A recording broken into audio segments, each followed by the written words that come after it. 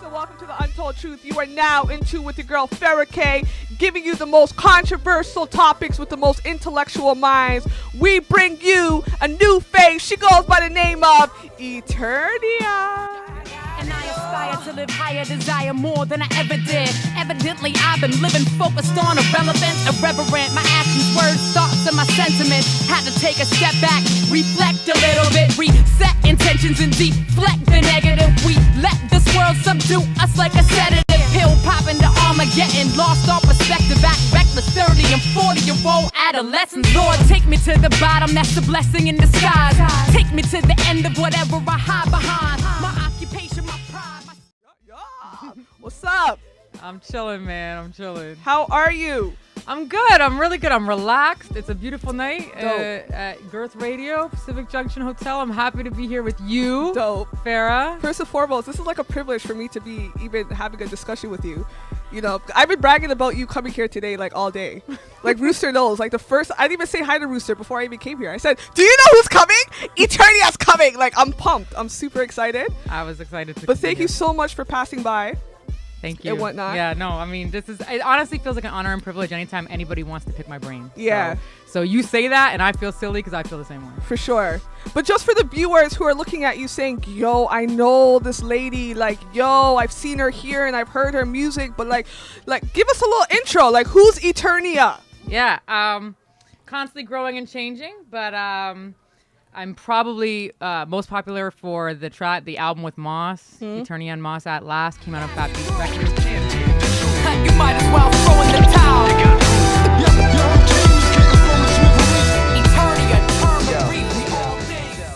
Dropped an album on UrbNet in 2005. Both were nominated for Junos. Dope. Toured the world, done some stuff. DJ Premier said it was his favorite album the year it came out with Moss. Dope. Since then, I've done some tracks with Shad, with Apollo Brown, with a bunch of people that I respect, and dropped some solo joints. Yeah. A lot of stuff with Phoenix Pagliacci. Shout out to Phoenix. Dope. Most recently dropped a track in the fall of 2016 called For This Life. So, Yes. So yeah, it's been a long trajectory, technically starting in the 90s, but dropping albums since 2005. Yes. And still going. Dope. I mean, I've slowed down a bit Yeah. intentionally. Not I've slowed down a bit by choice. Okay. But yeah. Why are there other things other than rap that you're getting yourself into? Absolutely. Yeah. Sorry to jump into it too soon, but I'm just curious. Yeah, no. I just don't know if they're ready. I can definitely tell you, but I don't know if they're interested in the non-rap stuff. Yeah, I moved home. So after I dropped that Last, a lot of my bucket list goals, personal ones, had been crossed off my list. Okay. I wanted to be a household name to heads, to peers, to people that I looked up to and admired, and so not necessarily the average like listener, but like the heads, and that happened. I think a lot of people knew of our music. I was in New York at the time when that album dropped, and I wanted to make a living doing what I love, and I did that. I wanted to tour the world, and I did that. I did a lot of things that I wanted to do. I think a lot of my music was about getting certain things off my chest, kind of like psychotherapy, and also proving to people that I could, because when I came up in the game in the 90s, 99% of people said I couldn't. So for me, I'm a Taurus, and I was just like, I'm going to show you wrong. So I had these things that were fueling me, and at one point, those things stopped fueling me. So I didn't need to prove myself. And I had nothing to psychoanalyze anymore, get off my chest. Like, life was all right. And so at that point, I made a conscious decision that I would still do music if my spirit moved me to, whether that be on stage or in the booth or whatever, or collabs, but it wasn't going to be my bread and butter. So we kind of like knocked on the door of like greater success, and then I was like, and I'm good, deuces. And I'll never forget something that Roxanne Shante told me. She was like, we toured together, and she still like tours her original records from the 80s. And she's like, you leave on a high note. She's like, you leave them with like your classic joint. You don't do like 10 albums after that all suck. Like she's like, and so I'm not saying, I can't speak for my stuff as saying it's classic, but I know that I reached a certain level with my music that I'm proud of. And I was good if that's the last offering, if that makes sense. Good is an understatement, Eternia. Don't ever in your life say good. But you mentioned 99% of the folks back in the 90s said that you couldn't what? Like couldn't rap, couldn't come out with a hot album, couldn't get signed. All like of what? that. So, All of that, why do you think that was? I mean, honestly, because I was a white female MC from Canada. At the time, I think the scene's changed. You could tell me more than I could tell you about that. But at the time, so when I would go to jams, concerts, whatever. And this is even like late 90s, mid to late 90s. When I would go to concerts, there would be very few women there, period. Yeah. Like maybe 5. Yeah. And they would be usually like the girlfriends of like a DJ or a promoter or an MC that's on stage. Yeah. Or they would be like the groupie variety, which I shouldn't use that term, but they were there, but they weren't there for the music, is what I'll say. They weren't there for the music. Yeah. And then groupie variety. Yeah, right. Like I mean, it's cool, do what you want to do, but it wasn't like hip hop wasn't popular in the sense that like anybody would roll through. So like you were basically there if you loved it. Yeah. And then there was some people that didn't even know why they were there. They were there with some dude. Yeah. And there was very few there's very few females there, period, and then very few white people on the spot. Yeah. Which is cool, but it was just one of those things where when you rolled up, people were testing you like, why are you even here? Exactly. So yeah, I think most of my upbringing like came from like, I'm gonna prove everyone wrong because people say I can't do this. Yeah. And I did, I think. So. Yeah. So did you always rap, or is rap something that you've kind of just? No, since I was like 8 years old. Really? Yeah. So it was something where I didn't consciously think about it or know that it was or wasn't normal or appropriate for me. Yeah. Like it was one of those things where when in the 80s, my brother, the first records he started buying, like with his own money, he's 2 years older than me. So I'm like 7, 8. Yeah. And he's buying Michael Jackson, he's buying Prince, but he's also buying like 2 Live Crew and NWA and Public Enemy and LL Cool J and, you know, Run DMC, like just really popular stuff at the time that he could get his hands on in Canada. Yeah. Like he wasn't digging, you know, but he had it. And he was like God to me. Like he was our father figure in the house. My mom was a single mom. So whatever my brother did, we just did and we mimicked. And so he brought hip hop home in the 80s and I just started rapping because I was 8 and I'm like, oh, this sounds great. But I just never stopped. Yeah. You know? So like grade 5 on the playground, I'm rapping. Ain't nobody else rapping, you know? Yeah. 13 years old, I'm writing raps to my first boyfriend. Like, here's my love rap for you. Yeah. Like, I just never stopped. And then I got kicked out of the house when I was 15. Yeah. This would have been mid 90s. You can do the math. And at that point, it became not just something that I did for a creative outlet or for fun or for release. It became something that it was my community, it was my family, it was what I lived, breathed, you know, ate, slept, shit. Everyone I hung out with was like doing it kind of full time, like it was just what they did for a living. It was like my church, it was like my religion. So it really, at that point at 15, it became more than just, I was known as a rapper before that just because it's something I always did for fun on the playground, but then at that point it kind of became, okay, now we're gonna take this serious. Yeah. Yeah. So it was something that picked me, really. Dope. You know? Dope. Yeah. And like when it comes to your style of music, for the viewers who haven't heard some of your sounds, are you more of an artist who writes music based on personal experiences? Do you write music third party, speaking about other people's experiences? Like, what's Eternia's style of music? Like, what can people expect when they hear your music? Yeah, 100%. Anybody that knows me and knows my records, 100% the former. Yeah. I'd love to do the latter a little more, get a little more creative with, like, I used to always joke about Nas and the bullet and the chamber and the gun and all that. Like, I always thought that was cool. It just wasn't me. Even like punchline raps, which in the 90s was like it, especially if you were going to hit a stage in battle, you know, I might have a line here or there, but I never wrote thinking about punchlines even. I really wrote from a place of personal experience, especially as I matured in my craft. So I think like when we start writing, everyone kind of mimics someone else. Yeah. And then after a while, hopefully after a short amount of time, you start to develop your own sound and your own flow and your own. So who did you mimic growing up? That's a very good question. Definitely at the very beginning, and I'm not embarrassed to say this because of the time frame that it was, Salt and Pepper. Oh. I mean, I loved Latifah. Yeah. I loved Latifah. I liked Light, but like I really listened to Latifah. But Salt and Pepper was like, I went and saw them live in concert when I was 13 years old. Yeah. And they were definitely everything to me. And so yeah, at the beginning it was like, think about Salt and Pepper raps and hooks and all that. And I was writing the whole nine, like the singing hook and like, you know, like on Vogue, I was doing all that. Yeah. And then shortly after that, I got introduced to a bunch of cats that were listening to like Organized Confusion and J. Rue and Nas, of course, and just like really kind of lyricist. Yeah. So I started to develop a sound that was really, for lack of a better word, wordy. Yeah. Lyrical. Were you wordy. ever a fan of Tragedy Gaddafi? I know of his stuff, but I didn't take it in like, but yeah, he has those flows. I mean, even like Cool G rap in the 80s, like definitely like, you know. Exactly. And, and so I started to, I guess you could say, mimic that. But the funny thing is, because I'm a chick, people don't catch the mimicry. No, they don't. They don't connect those dots. Yeah. I could literally do like a Pharoah Monch flow or a Jay-Z flow or whatever flow, and people wouldn't even really catch it because all they're doing is busy comparing me with female MCs. Exactly. Which is kind of funny. Yeah.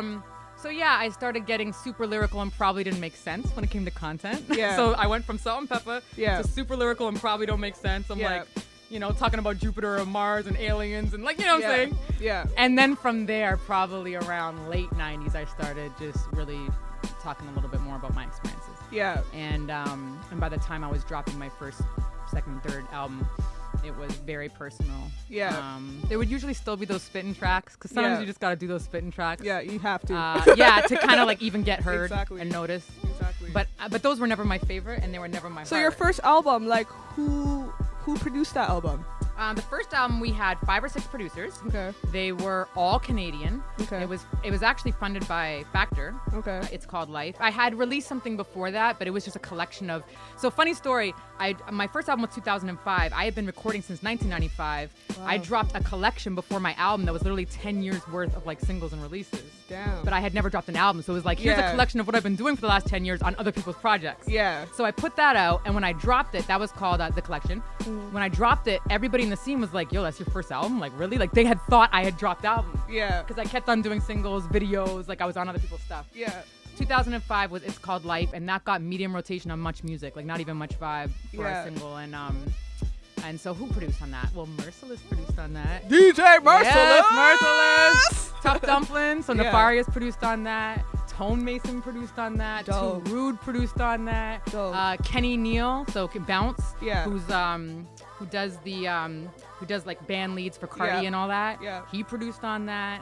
I hope I'm not. Oh, Similac, can't forget Similac from Montreal. He produced on that. So we had some heavy hitters on that. And each producer gave approximately 2 or 3 tracks. Yeah. So 15 tracks, and that was my first real album. And really, like, we were in dope studios. I don't know if you know Reza 3-Bone Audio. Yes. Yeah, Reza recorded. Dope. And we mixed it at the spot that like 50 Cent used to work out of when he was in Toronto, Phase 1. Yeah. Mastered at Lacquer Channel. Like it was a pretty significant budget for a first go around. Yeah. And I didn't know that at the time. I was young. Yeah. So I was just like, this is normal. Dope. Now I know that. You know, now I'm like, oh snap. Like we were mixing the reels. You know what I mean? But at the time it was just okay. This is so like growing up Eternia, like who are some MCs that you looked up to?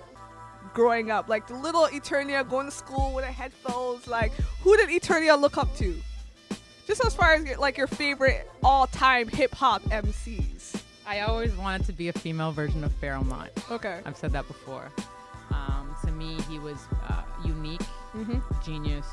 His flows were crazy. Yeah. I love Big Pun's flow. So I took like different things from different people. Yeah. I love Big Pun's flow. I love Nas. Yeah. I love Lauryn Hill. Like she to me is still she still takes my breath away. Yeah. So like coming up, I mean, and I still did the like 90s R&B. 90s R&B was crazy to me. I mean, we want to talk about music I was listening to. I was listening to Jodeci and TLC and Escape and Brownstone and, Boys to Men. I can go on. But when it comes to hip hop, I usually aired on the side of people that had something to say, people that were super lyrical, and then usually it was like an East Coast boom bap kind of sound. That was what I was generally like taking in them, but we can be a little narrow-minded. Yeah. But that was what I was taking in at the time. That was what was in. Just out of curiosity, since you grew up in that era. Yes.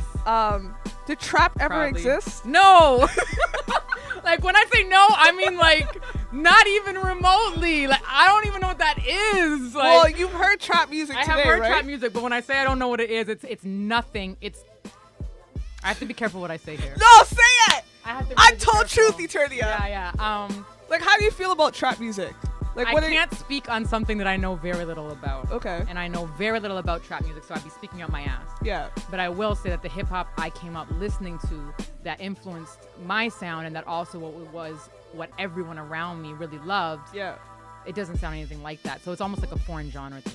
Yeah. It almost feels like I don't want to say it's not hip hop because I understand that hip hop grows and evolves. Yeah. The reason why I say that is because what I was listening to in the 90s was not what original cats in the 80s were listening to. You know what I mean? Yeah. So the point is they would look at me and be like, what's that wordy crap? Yeah. Like they were used to hip hop and you don't stop. Yeah. So when we were being like, then in the middle of Little Italy, like they were like, what's that shit? Yeah. So I get how like what's happening now is the evolution of hip hop, and it's going to change. It's always going to change. Every music genre. But do you feel like trap is a part of the evolution of hip hop, or do you feel like trap is just?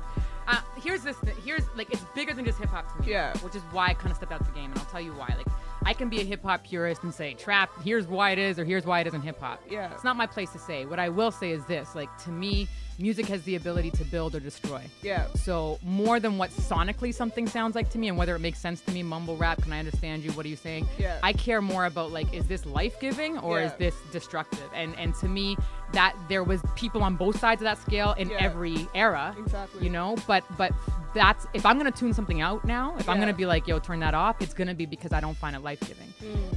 It's not gonna be because sonically it's not what I'm used to. Yeah. Do you know what I'm trying to say? Exactly. Right. So who are your top 3? And because you're a female Eternia, I'll ask you this question. I knew you were gonna ask me this question. But your top 3 femcs in Toronto right now. Okay. First of all, I take issue with the term femc. Love you, Farrah. You know what? Not even femc, because you know what? Females were MCs. Yeah. You know what I'm saying? But just because, if we're gonna be technical, we're talking about women Who rap. who rap. Okay.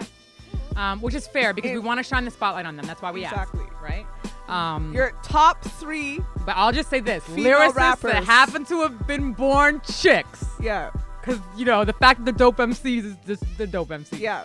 Exactly. Well, everybody knows I love Phoenix. Yeah. Everybody knows I Shout love out Phoenix. Phoenix. Dope. And it's hard to answer this question without, like, Being dropping... biased. Well, without dropping my friends, because they're my friends. Exactly. And they're dope. So that's going to happen. You know what I'm saying? So Nari from Fatback, she has a group called Fatback. Nari, she was my mentee way back. So and I'm really loving watching her progress as an MC. So I can't, like, Fatback is a live band that has 2 female strong leads. Yeah. It's kind of like picture like The Roots but with female leads. It's really dope. Dope. So Phoenix, Nari. Third, man, I got a couple in the running, but I'm gonna say A Harmony. Dope. Yeah. Yeah. And you. Dope. No, I can't be in this Eternia. Okay, you can't be in this. Yeah. Yeah. And then, like, outside of Canada too, like, I was just listening to No Name on the way here. Yeah. Who actually has a sound like Where's No Name from? Chicago. Okay. And I only caught wind of her because she was on Chance the Rapper's album, and then I went and downloaded her album. Yeah. I think she does more like a poetry thing on Chance's album, but she spits. Yeah. She's dope.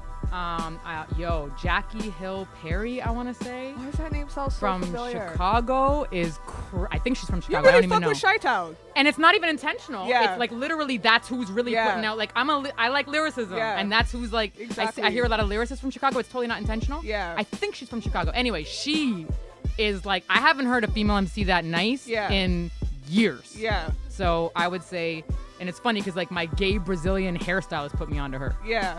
And she's ridiculous. Yeah. Like, so who are your top 3 male rappers in Toronto that you fuck with and you're just like, yo? I actually feel like you putting me on blast right now because I don't listen to. I'll be real with you. Like, I've kind of branched out into other genres of music right now that I'm really excited about.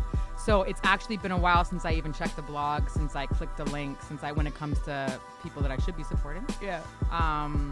So I'd have to think about that and get back to you about that one. Okay. Like, I know about the females in the scene. She'll get back to us. Yeah, I know about like, I got my friends, but it's like people that are out now, they're doing things now. I haven't taken in their stuff as much as I should. Yeah. And I want to give them, like, I'd want to listen to them first before I just. So you mentioned that you're more into other genres, like what? Yeah. Like, I'm gonna take a guess. Oh, everything. you come across as somebody, like, don't get me wrong, you come across as someone who listens to all kinds of genres. Mm-hmm. But if I had to be specific as far as what kind of genres you actually listen to, you look more like a blues and a jazz and an R&B kind of. Yeah, you nailed it. I do love blues, jazz, and R&B a lot. Okay. I always say that if you take me to, so I love live music at intimate venues. If you take me to a jazz concert where, like, everyone is crazy, I literally feel like how people feel when they smoke. Like, I don't do drugs, but it feels like I'm high. Like, it's that kind of feeling to me.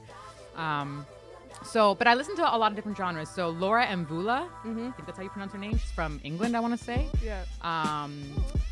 June, oh my goodness, what's her name?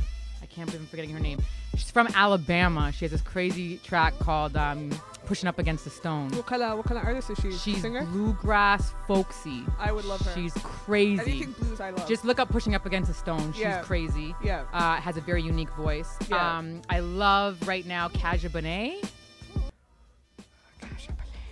Yeah, she's crazy. She almost reminds me of, like, a lighter Portishead, and I believe she writes all her own music. California. Sounds really familiar. And then it looks like a Khadija the way it's spelled, but I don't think it's pronounced. Okay. Yeah. Okay. So yeah, those are some people I'm really, really hype about. Yeah. But I'm one of those people I was telling. I'm one of those people that like I'm monogamous when it comes to music. So like I'll find a record and I would just rinse that one record for a long time. Stick to it. Yeah, like it's almost like once I find something I love, I'm actually like not really. I'm intentionally not listening to other stuff. I'm not listening to other stuff, man. Yeah. Layla Day has a really dope project out right now, Black Roses. Okay. Yeah. She just recently dropped it, or I think like a week or two ago. Dope. Yeah, so that was dope. So just as far as, just out of curiosity, woo, Maple Leafs! The Maple Leafs game, guys! But just out of curiosity, and not to like kind of put you on the spot, because I feel like when people have kind of grown up in a certain kind of, because I'm new school, Eternia. Yeah, and I warned you when I came, when you asked me to come on the show. I just want to tell you guys, I basically said to her, listen, like just so you know, I know a lot about a certain era, but if you ask me about another era, I know nothing. And then she said, I'll do some research though. I'll research about it though. Which is difficult. Because I stepped out the game a little bit. You did. Yeah, but it's okay. You know what I'm saying? But just out of curiosity, what are some major differences that you see when it comes to the new era of hip hop compared to the era that you grew up in hip hop? Mm-hmm. Just as far as like the work events. Ethic. To what extent though? I'm just gonna say that right now. I have some friends that are doing music that are either teenagers or young adults. Yeah. And they're talented. I would actually argue this, that the talent, if you were just gonna like, the talent is actually crazy. Like I would honestly say that people that are spitting now, like I'm thinking about Ida too. Yeah. Like people that are spitting now are like, if they were doing that when I was coming up, they would like, everyone would be astonished. So the talent is ridiculous. As humans, we evolve. Yeah. Just like ball players are breaking records, you know? Like I think MCs are breaking records. Yeah. However, I think that what happened with the age, so I didn't come up in the age of social media or even the internet, crazy enough. I mean, internet, yes, but not like how it is now. So now that people are getting discovered based on their YouTube page or their views or their listens, I think what's happened is young people think that work ethic is staying home, recording, posting stuff, and waiting to get discovered. And that is not, that's not bad. Do that. But that's not work ethic. That's not paying your dues. That's not. So, for example, I pursued a career in hip hop full time. I still graduated high school. I still graduated university. I still always had a job, part time or full time, and I still managed to move to New York and make a living off of hip hop after all that. But it's like you don't like. I don't think it's realistic for anybody to be like, yo, I'm not gonna do all this other stuff, work, go to university, whatever, and I'm just gonna blow up off my YouTube page because my music is that good. And if you really start to get to know the industry, like if you actually listen and learn, even things like views, numbers, YouTube plays, whatever, can be bought. So you're not. This isn't even a fair game here. It can. So you have people giving out coming out with records. And the views and they just posted the video, Eternia. They posted it 2 hours ago. And it'll be at 50,000 views. 50,000 views. But there's 2 likes in the video. And I'm like, come on. Exactly. Same thing happens with Instagram followers and stuff like that. So I guess what I'm trying to say is I think younger people that are super talented, legitimately super talented, don't know the first thing about paying your dues, putting in work. And what that looks like is, it could be networking, it could be going out and meeting people, it could be listening to and respecting some OGs in the game when it comes to learning some stuff, whether that be engineering, producing, rapping, shows, showmanship. It involves hitting stages even when there's no one in the room, or hitting stages even when nobody wants to hear you. Nothing is too good for you. Like when you're coming up. Obviously, when you're at a certain level, you're like, okay, now I got to be selective. When you're coming up, no opportunity really is a bad opportunity. You're not too good for anything. And there should be no entitlement. There should be no yo, I'm already big. The minute you as an artist, I don't care who you are, the minute you as an artist feel entitled, I'm too big for this or I'm too good for this, that is the beginning of your decline and downfall. Exactly. I think that's an equation. You could add that up to an equation. So it's being humble, being gracious, being willing to do stuff, being out there, working hard. One thing I found as a creative mind, I'm going to speak to our creatives, is sometimes we lack structure and we lack discipline. It's just how creative minds work. We're all over the place. What helped me utilize my giftings and my time was having a little bit of structure, and that came in the form of when I was in university. University was structured. When I was working, I had to make use of my time when I wasn't working because I knew that I couldn't get my music done when I was going to the office job. So my point is like a little bit of structure in your week. It doesn't have to be full-time. It could even be a part-time gig, but a little bit of structure in your week enables you to really utilize your resources of time when you have it to make the most of it. But I find that when people just kind of are living this crazy lifestyle where I don't know how they live, but they're not making money, they're not really paying rent, and they're just doing music and trying to like catch their break, I find that they're actually less productive than people that are juggling a few things and have a little bit of structure in their life. So yeah, I'd say that's like what I've observed as my major I'm just really curious. I don't know if you've seen that. I'm sure you know some people that work hard. I see that a lot. And this is coming from someone who's totally new school. And who goes to a lot of events where people are looking for handouts. And they invest so much money in studio time though. Interesting. I thought people were recording at home. They do. Okay. There's people recording in basements and in their bedrooms, and I'm not knocking those people. No, that's you know what I mean? Some people actually are good with their engineering. There's people who are also investing a lot of money and a lot of time in studio sessions and just posting it, right? But I've never seen this person in any events or any showcases. And a really good example of work ethic is Gene One. Gene One is Shout like... out to Gene, for sure. He's old school, though. He's almost like... The way Gene operates, from what I've seen, the little bit I've seen, and I met him through Merciless, the way Gene operates is kind of like how we did back in the day. Like, Gene literally is like, you could transplant him into the 90s and he'd be like one of us. Like, he does have that work ethic. Just the fact that he's consistently always at events. And not even just events where he's performing at. If he's at an event that he's not performing, he's specifically there to support people that either he knows or does not know, to network with people. And he'll be in the corners selling his motherfucking mixtapes. Let me tell you, and you know what I mean? This is a great example of like not being too good or too big for something. The legends in the game. So even if you don't know or rate me, you know what I'm saying? The legends in the game, their work ethic is just like a newbie. And the reason why I say that is like one of my last Europe tours before last time I was there was 2010, 2011. I was on tour with Pete Rock and CL Smooth. Dope. And when Pete Rock was actually in Toronto last week for karaoke. Yeah, I know about that. So when I say that these cats every night, every show were right beside me, shoulder to shoulder at a table this size selling their merch. I mean, Pete Rock and CL were right beside me selling their merch. Like, there is no such thing as being too good, too big, too whatever for anything. Exactly. And so that's the thing. And even if your game is the internet, like if your game is social media and that's like how you find you're gonna blow, at least like go to some... It works for people though. It works for some people. I was gonna say at least go to some workshops about it, like find out the algorithms, find out the inside and outside, learn about your like, you know, your tags, or learn about your, you know, your encoding, like learn about how to be the top of a search list when somebody searches you. At least do your math on that like it's cool. Don't just sit there at home posting stuff on YouTube and then what happens is people get bitter and angry when they don't get noticed. And it's like, yo, like you're getting bitter and angry about something that you have done no research or knowledge on to even know how this works and why this works, you know? And at the end of the day, as much as like the internet is a real world to a lot of people, relationships, humans that actually know you in real life is what propels people to a different level of success. Support system. Exactly. So it's like you got to build that network. So yeah, man, a lot of hard work. And it doesn't just come to you. It's not just handed to you. I'm just curious. I don't want to sound like a grumpy old head though. No, you're not. Okay. Girl, you're not. You're not. I was gonna ask you just as far as the women that are rehearse your shows. Yeah, rehearse them. That's it. And stop fucking playing tracks. Okay, you know what? Don't play tracks with your vocals on it and rap over them. Who told you could do that? No, Eternia, that's my pet peeve.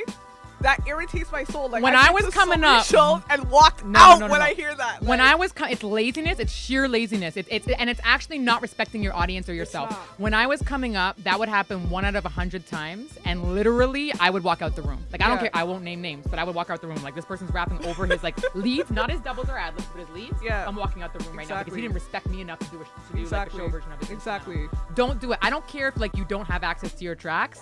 When you're in wherever you are recording your stuff, Right then and there, you tell them to bounce down an instrumental or bounce down a show version. Exactly. Don't leave the studio without a bounce down show version. Like, exactly. Because it is hard to get them after the fact sometimes, especially if you didn't pay enough in the first place and the person wants you to give them the rest of their money. Yeah. But you know what I mean? Like, that's like 85% of the shows that are happening right now. I feel like you know what? This really comes down to, at the end of the day, I think it comes down to younger cats aren't really like being mentored or listening to older cats. Because if they were, they'd know that you don't do that. But you have to understand, Eternia, a lot of the older cats don't really want to mentor the younger cats. That's just how I feel, though. Really? Because you know what? I'm not gonna lie to you. I'm not gonna lie to you, though. A lot of the older cats are looking at the young cats like, yo, what are y'all doing? Yeah. Y'all ain't rapping. And you know what? I am a witness to this. I've been in studios with conscious rappers who bust their fucking asses off, excuse my language, day and night. Okay.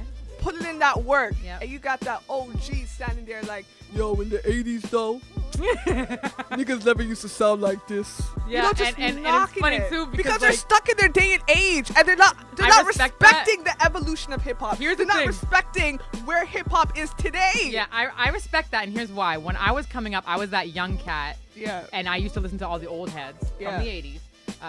You know, listening to Cosmo D from Nucleus and stuff, like literally like, yo, this isn't hip hop, and I just like, the minute you hear someone say to you that what you're doing isn't legit, you just tune them out. You don't have respect for them anymore. And I remember telling myself that I wasn't gonna be that person. I wasn't gonna be the old head that's like, that's not hip hop. Yeah. So I do my best. I listen to current MCs now, but the MCs I'm listening to now are like Kendrick, J. Cole, Chance, like you know, right? Yeah. But that being said, there are lyricists out now that are under the age of 20 that are lyricists, like lyricists, and they came up listening to like their mom loved Nas. Yeah. So you know they know good hip hop. Exactly. You know what I'm saying? Exactly.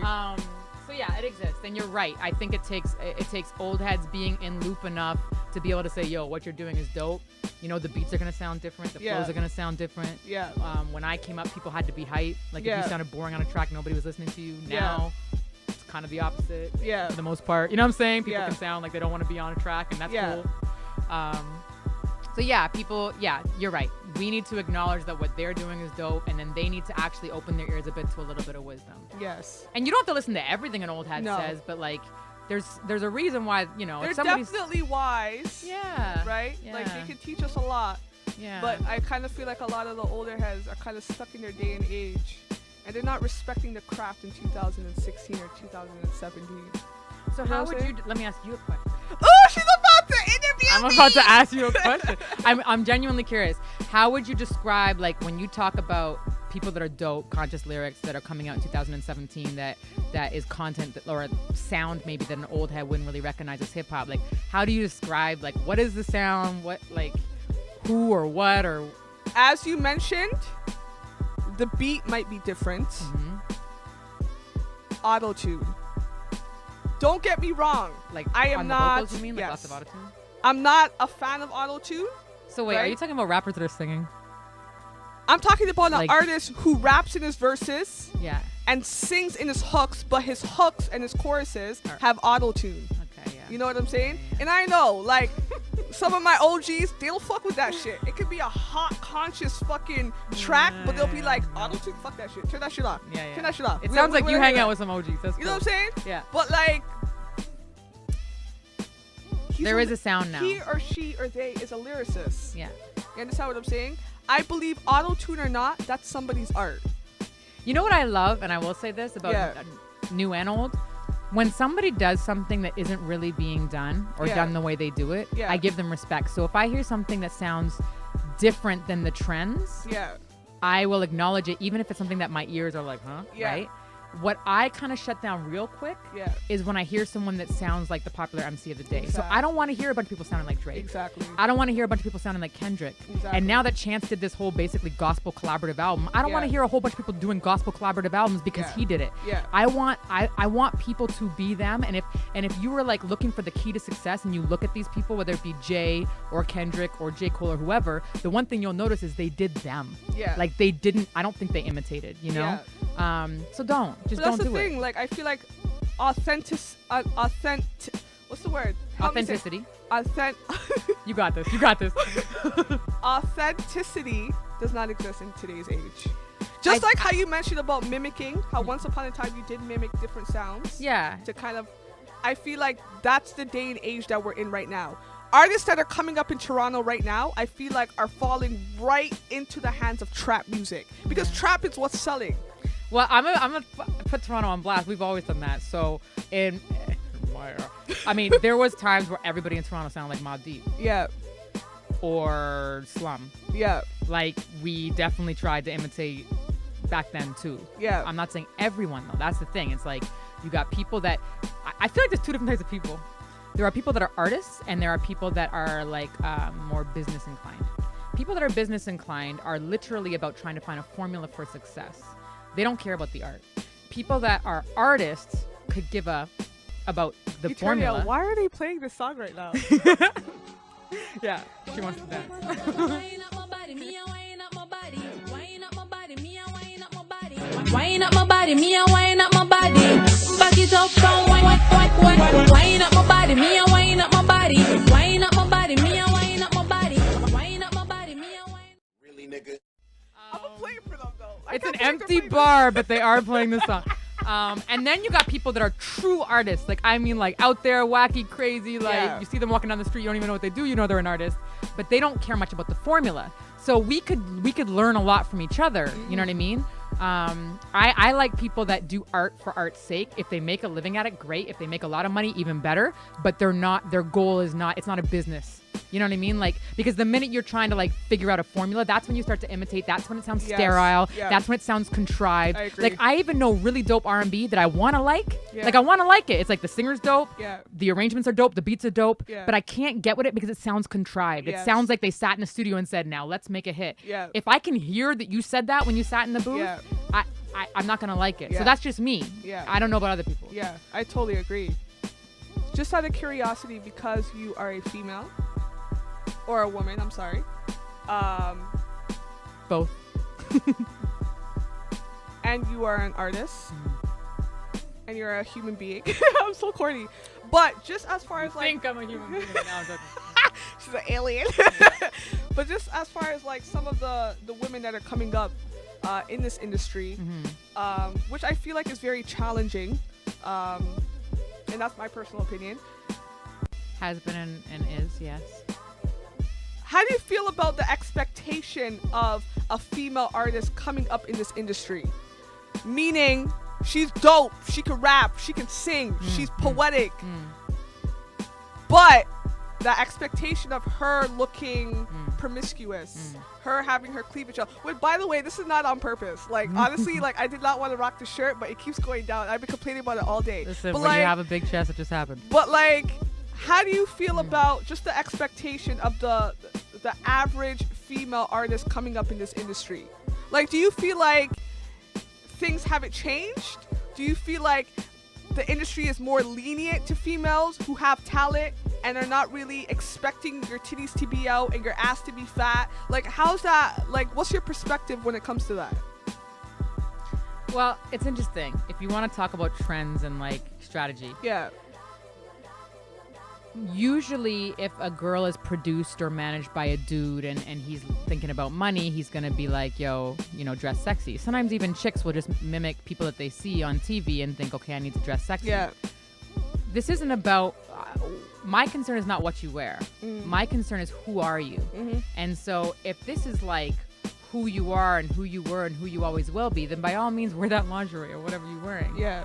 But I've noticed that people that really made a ripple in the industry, like all of a sudden, were people that, so Erykah Badu, Alicia Keys, Jill Scott, you know, we can talk about female MCs too, Rod Digga, like Lauryn Hill, like these were people that were super sexy, but did not exploit themselves sexually and could have easily. Exactly. You know what I'm trying to say? Exactly. So yeah, you could talk about Lil' Kim and Foxy too, but to me, I mean, they had ghostwriters and they were never, anyways, don't get me started. Yeah.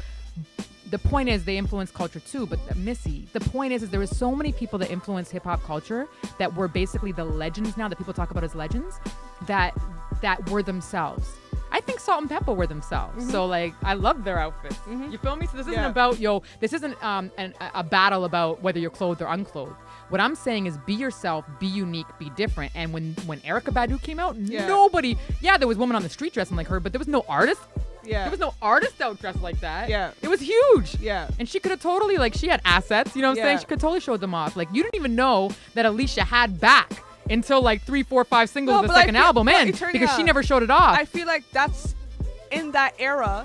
I feel like there was a lot more respect towards women compared to now. I feel like, you're right. You know more about that than I do, but I will say that whatever you do, you stand out and you shine the strongest when you're comfortable on stage or in a video or whatever in who you are and what you're doing.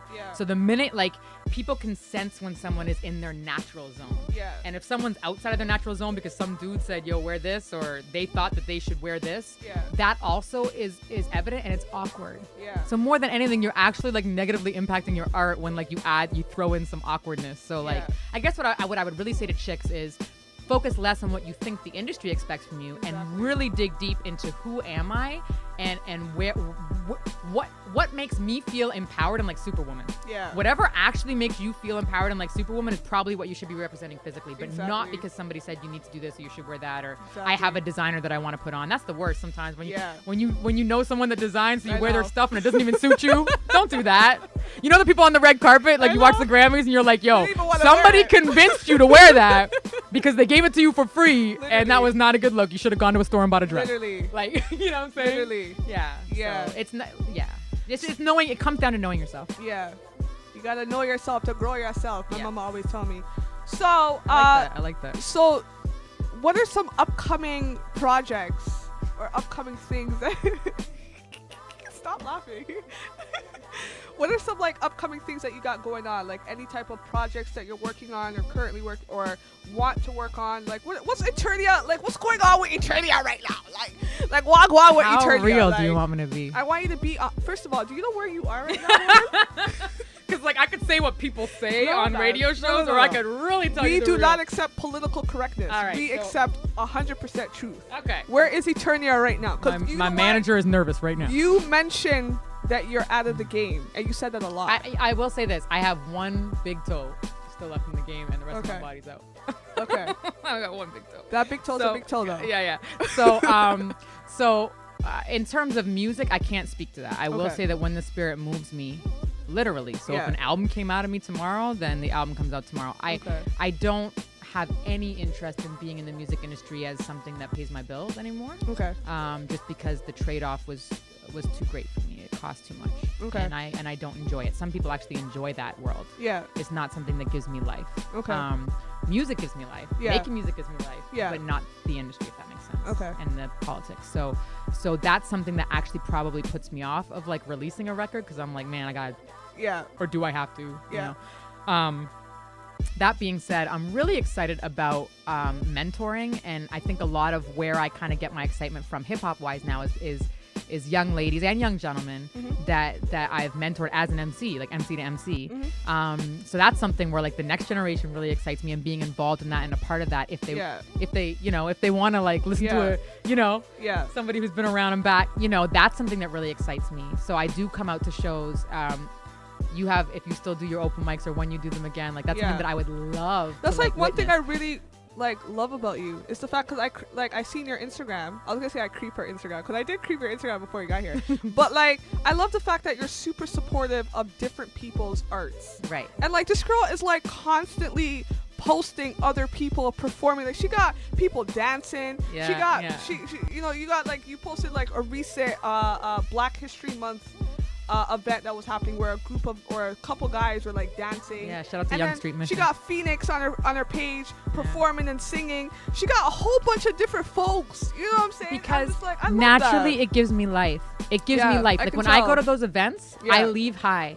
Straight up. Like it gives me life. So even though I'm not, say for example, releasing an album tomorrow, I want to have one foot in the scene. Like that's something that I'm invested in and I care about and I'm passionate about. And if I didn't have at least one foot in the scene, I would probably wither. You know what I mean? So So I don't know what that looks like. Maybe an artist development program. I was working with my girl out in Ethiopia on like an artist development program. Like, I think you would be sick at that. Yeah, like on some like boot camp when it comes to like writing, recording, performing. Yeah. Like, you know, even like media relations, whatever. Yes. Like I would love to do something like that. Yeah.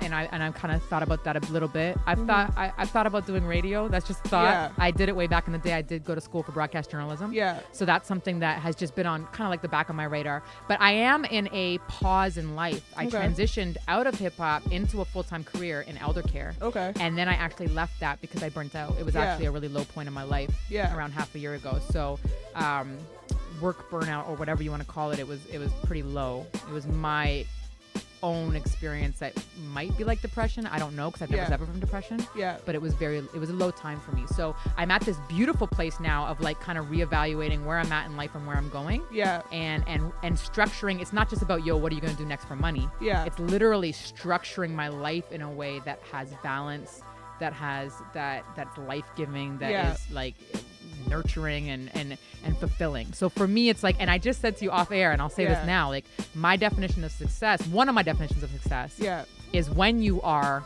older, whether that be 40, 50, 60. Yeah. When you age, you still have a heart that is soft, that is youthful, that is trusting, that is loving. If you can still retain like that kind of youthful enthusiasm that you had when you were 20, at 60, you've succeeded to me. Yeah. I don't care how much money you have. I don't care like what you did in your life that like you could put on a bio. That's like really interesting that you said that, because I always used to stay away from pausing. Like anything that has to pause and reset, I used to be scared of. Right. I'd be like, nah, I don't want to do that. That's a setback. But the older that I'm getting, I'm realizing that pausing is really important, because that's like that's a moment of self-reflection. Yeah. That's a moment of personal growth. Yes. You know, and I've been taking a lot of pause moments, because sometimes I'm kind of cuckoo. Sometimes I'm just moving. Yes. Like you ever just walk and not know where the fuck you're going? Yes. Like, you know what I mean? Yes. And imagine doing that for 10 years and then you look back.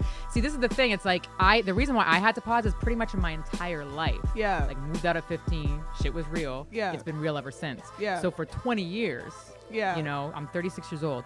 For 20 years, I literally didn't pause. Oh, I just love the fact that you said your age, bro. Like, you know how much females we have on this goddamn table that say, I don't want to, I'm one of them, by the way. I don't want to reveal my age. You know why? Maybe it's because I'm not trying to market myself. And you know what? You do get better with age. And I will say, there's so many things I can say to ladies right now.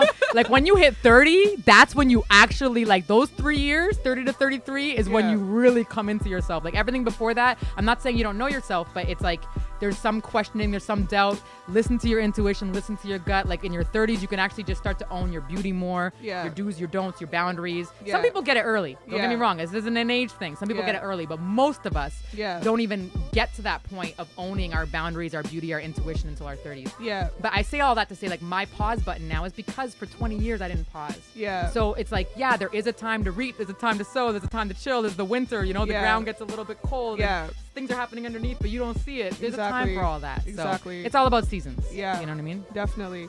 So, Eternia, how do we get a hold of you? And by the way, before we even got on air, Eternia has the best relationship advice. Like, yo, if you got... I fell off my chair because you made me laugh so much. Like, if you in a situation with your brother or your sister, you need some relationship advice. You know, you got to holler at your girl. I'm saying. There's an idea for a radio show. Eternia relationship advice. But, Eternia, how do we get a hold of you? Instagram, Twitter, Facebook? Yes. So I'm still definitely active on these things. And if you enjoyed anything I said tonight, I'm usually like, whatever's going on in my head that I'm meditating on is what ends up on those places. So if you're interested in my mind or my heart, that's where it is. The Real Eternia on Twitter, The Real Eternia on Instagram, therealeternia.tumblr.com, Tumblr. Therealeternia.com is where all my music is. Dope. And there's lots there, including collabs, like recent stuff. And then on Facebook, it's Eternia Music, I believe. Dope. So I should probably change that to The Real Eternia. Dope. But I hope I didn't miss any social media. Yeah, that's well, everything is called The Real Eternia. When I was 10 years old, when I moved out, when I rejected the law, when I had doubt, when I could see that I failed, when I dropped out, when I was in denial, when I called a minor details, when I would shout, when I just couldn't be saved, when I would cuss you out for failing and fulfilling my way, when I would pray, when I would return, would I make amends? Would you forgive me? Would I have to pay a price for my sins? Or did you you get me? Did you witness all the things that I did? And if you did, would you despise me, undermining all the stories you said? Or would you find me, pick me out of everybody as kin? And remind me, yeah, that's why you sent him. When I see grace from within, would you embrace me, lift me out of disgrace? Would you amaze me with the love that I could sense in your face?